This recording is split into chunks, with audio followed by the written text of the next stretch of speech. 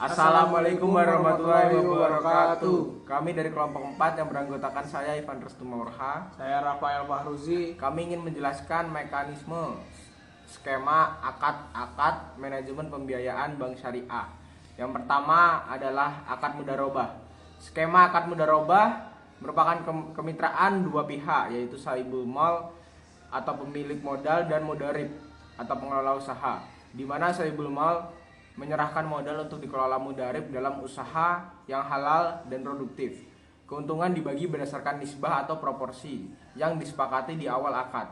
Sementara kerugian finansial ditanggung sepenuhnya oleh sahibul mal dan mudharib menanggung kerugian waktu dan tenaga. Lalu mekanismenya adalah yang pertama, penyerahan modal. Sahibul mal menyerahkan modal atau uang tunai atau aset kepada mudharib untuk dikelola. Modal harus jelas jumlahnya dan tidak boleh dalam bentuk piutang. Lalu yang kedua, pengelolaan usaha. Mudharib bertanggung jawab penuh untuk mengelola modal tersebut dalam usaha yang telah disepakati. Mudharib tidak boleh mencampuri usaha secara finansial, tetapi memiliki hak untuk melakukan pengawasan. Lalu yang ketiga, pembagian keuntungan.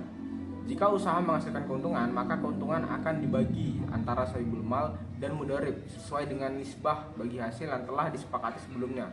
Yang keempat, penanggungan kerugian. Jika terjadi kerugian, sahibul mal menanggung kerugian finansial, sementara mudharib menanggung kerugian waktu dan tenaga. Yang kelima, pengawasan. Sahibul mal memiliki hak untuk mengawasi kegiatan usaha yang dilakukan oleh mudharib, memastikan bahwa modal digunakan sesuai syariah dan kesepakatan. Selanjutnya ada musyarakah, perjanjian kerja sama usaha di mana dua pihak atau lebih berkontribusi modal dan tenaga kerja untuk menjalankan usaha bersama dengan keuntungan dibagi sesuai kesepakatan dan kerugian ditanggung sesuai porsi modal masing-masing. Ada mekanisme dan penjelasannya. Yang pertama itu ada pengajuan proposal dan akad. Ada nasabah atau pengelola usaha mengajukan proposal usaha kepada bank atau mitra lain karena tidak memiliki modal penuh. Yang kedua pihak menandatangani akad musyarakah yang disetujui bersama, yang berisi kesepakatan kontribusi modal dan pembagian hasil. Yang kedua ada kontribusi modal dan tenaga. Setiap pihak menyetor modal sesuai porsi yang disepakati dalam akad yang bisa sama atau mufawadah atau berbeda. Selain modal, para pihak juga berkontribusi aktif dalam pengelolaan dan manajemen usaha. Yang ketiga, pelaksanaan usaha. Dana dari kedua pihak digunakan untuk membiayai proyek usaha yang telah disepakati. Nasabah menjalankan usaha sesuai kontrak dan melaporkan pendapatan untuk realisasi usaha kepada bank. Yang keempat ada pembagian keuntungan. Keuntungan dibagi sesuai nisbah atau porsi yang disepakati dalam akad. Yang kelima, pembagian kerugian. Kerugian ditanggung bersama sesuai dengan proporsi modal masing-masing pihak. Yang keenam, akhir akad. Akad musyarakah bisa berakhir jika salah satu pihak menghentikan akad, meninggal dunia atau hilang akad. Lalu yang selanjutnya adalah skema akad ijaroh. Merupakan perjanjian antara dua pihak, yaitu pemilik aset dan penyewa untuk memindahkan hak guna atas aset atau jasa dalam jangka waktu tertentu dengan pembayaran sewa atau ujrah, tanpa pemindahan kepemilikan aset itu sendiri. Mekanismenya melibatkan penentuan objek sewa, kesepakatan harga sewa dan jangka waktu, pembayaran ujrah, serta pengembalian objek sewa kepada pemilik setelah masa sewa berakhir. Sedangkan mekanismenya adalah yang pertama, pengajuan permohonan.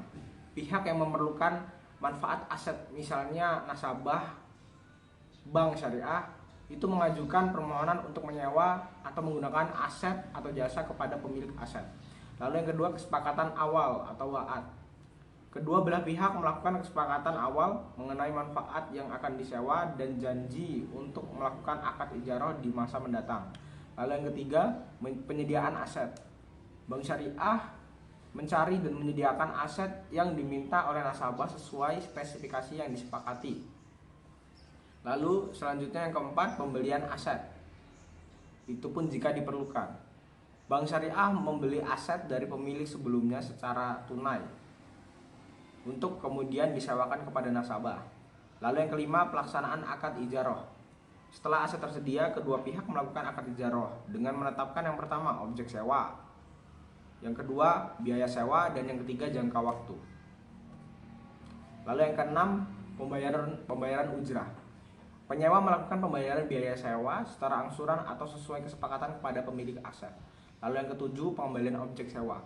Setelah masa sewa berakhir, penyewa wajib mengembalikan objek ijaroh kepada pemilik aset.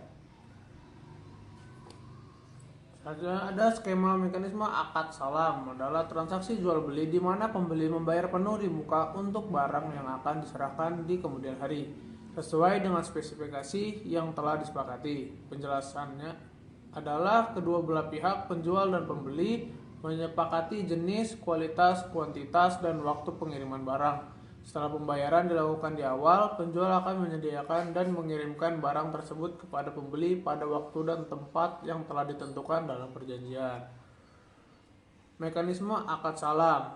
Yang pertama, ada kesepakatan awal, pembeli dan penjual melakukan kesepakatan mengenai jenis, spesifikasi atau kualitas, kuantitas, warna, dan lain-lain, harga, dan waktu pengiriman barang. Kedua, ada pembayaran di muka. Pembeli membayarkan seluruh harga barang kepada penjual di awal akad.